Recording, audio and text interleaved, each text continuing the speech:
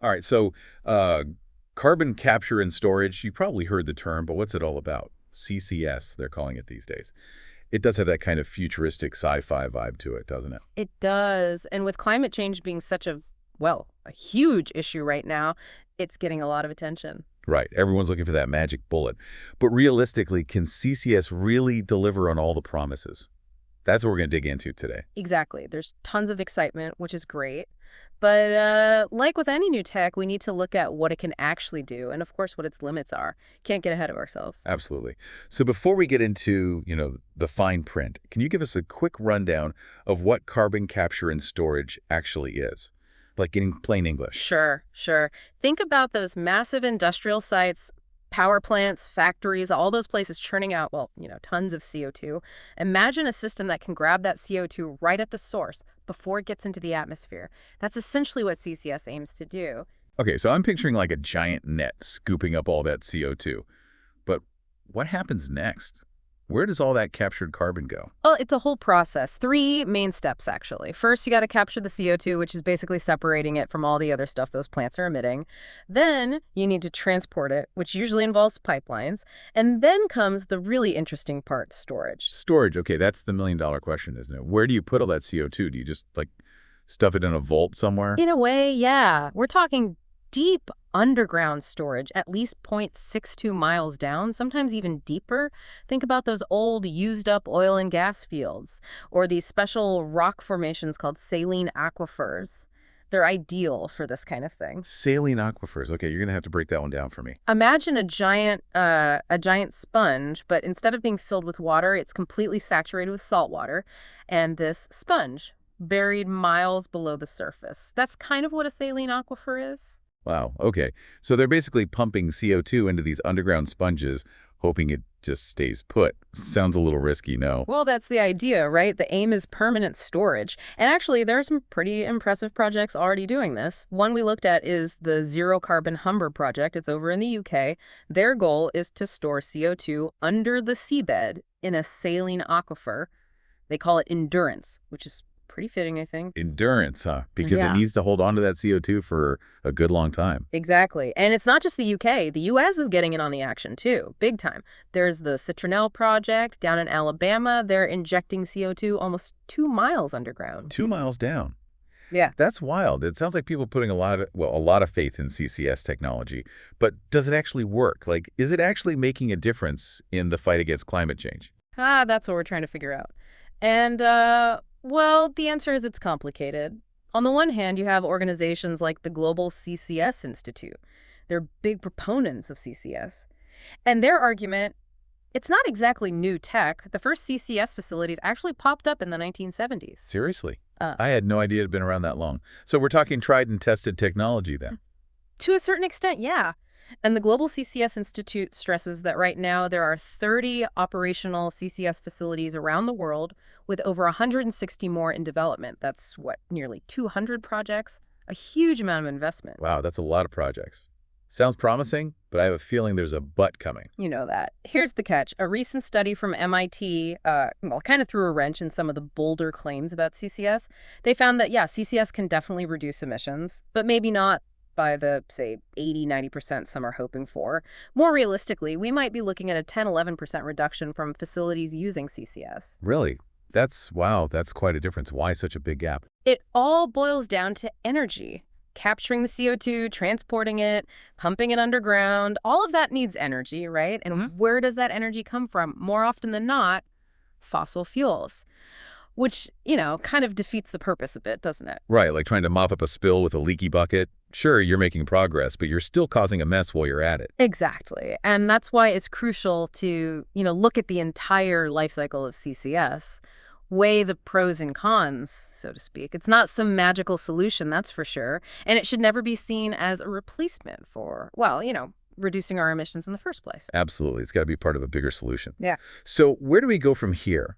If CCS has its limitations, what other options are there? Well, that's where things get even more interesting. Have you heard of CCUS? It's like taking that captured carbon and, actually using it. But we'll dive into that after a quick break. Okay, so we were talking about CCS and now it's CCUS. What is that? What's the difference? Yeah, so CCUS stands for Carbon Capture, Utilization, and Storage. Basically, it takes that captured carbon and says, well, what if we actually used it instead of just storing it? What you mean, like make stuff out of CO2? Is that even possible? It is. It's super interesting, actually. We're talking about turning CO2 into useful stuff like plastics or concrete even biofuel. It's kind of wild using the thing we're trying to reduce to actually build a more sustainable future. Okay, now you're just messing with me. Concrete. From CO2. How? It's pretty cool. One example, there's a company using captured CO2 to make a kind of synthetic limestone. And that limestone, they can use it just like regular limestone for construction. It's like they're building stuff out of thin air, well, out of captured carbon emissions. That's really something. So CCUS can actually turn a problem into a resource. It almost seems too good to be true. Is there a catch? Well, yeah, there are always challenges. One of the big ones with CCUS is scale. Right now, a lot of these projects are still small scale, like pilot projects. Yeah. To make a real impact on those global emissions, we need to figure out how to scale things up, and big time. It's like having a brilliant invention, but it only works in the lab, right? Yeah. You need to figure out how to make it work in the real world. Exactly. And that leads to another big thing, cost. The CCUS tech, it's still pretty new. Developing it, implementing it, it's expensive. It's that old chicken and egg problem. The costs will come down as the tech gets better, more widespread, but to get there, someone has to put up the cash up front. Right. Got to spend money to make money, or in this case, to save the planet. So CCUS, it's promising, but it's not a quick fix. We've talked about CCS, and it has its limits. Now, the CCUS potential, but some hurdles to clear. Yeah. What's the takeaway here? For someone who's like, okay, I hear all this carbon capture stuff, but what does it all mean? That's the big question, right? And it's important to step back and look at the big picture. We've thrown a lot of info at you today. Easy to get lost in all the details. But the key thing to remember is... So we've gone from capturing carbon to actually, putting it to use. It's pretty amazing stuff when you think about it. But I guess with all this talk about CCS, CCUS, it's time to ask, is this really the climate savior some people are making it out to be? It's important to be realistic, right? We can't get ahead of ourselves. Yeah, carbon capture tech, it definitely has potential. It could be a big part of the solution, but we can't rely on it as the only solution. That's for sure. So it's not as simple as, just sucking up all the CO2 and calling it a day.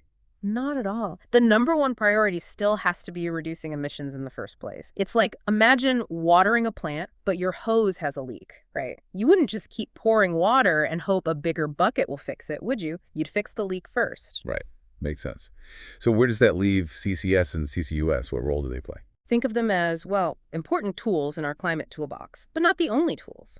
Renewable energy, energy efficiency, sustainable practices, all of those are still crucial. CCS, CCUS, they can work alongside those efforts, for sure.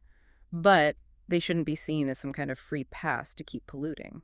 Right. It's about being realistic, not putting all our eggs in one basket. And speaking of realistic, we've talked about CCS and some of its limitations, scaling it up, the energy needed to make it work. What about CCUS? Are there any caveats there we should keep in mind? Of course. CCUS is really exciting, but it's still early days, We're still figuring out how to make these technologies work efficiently, affordably, especially on a larger scale. That takes time and investment and, a lot more research. So cautious optimism is the best way to go. Yeah. Recognize the potential, but also be aware that there's still work to be done. Absolutely, and that's where you come in. By taking the time to learn about this stuff, you're already ahead of the game. The more we all understand about carbon capture, the potential, the limitations, the costs, the better equipped we'll be to advocate for responsible development, right? Exactly. It's about being informed, asking the tough questions, making sure there's transparency. Couldn't have said it better myself. And remember, climate change, it's a global challenge, needs a global solution. And the more we understand these technologies, the better prepared we'll be to actually create a sustainable future for everyone. Well said. And I think that's about it for our deep dive into carbon capture. Hopefully you're walking away with a better understanding of CCS, CCUS, and what it all means for the fight against climate change. It's been a pleasure. And remember, knowledge is power. The more we learn about this stuff, the better decisions we can make, right? Absolutely. That's all for this episode of The Deep Dive. See you next time. And until then, keep exploring.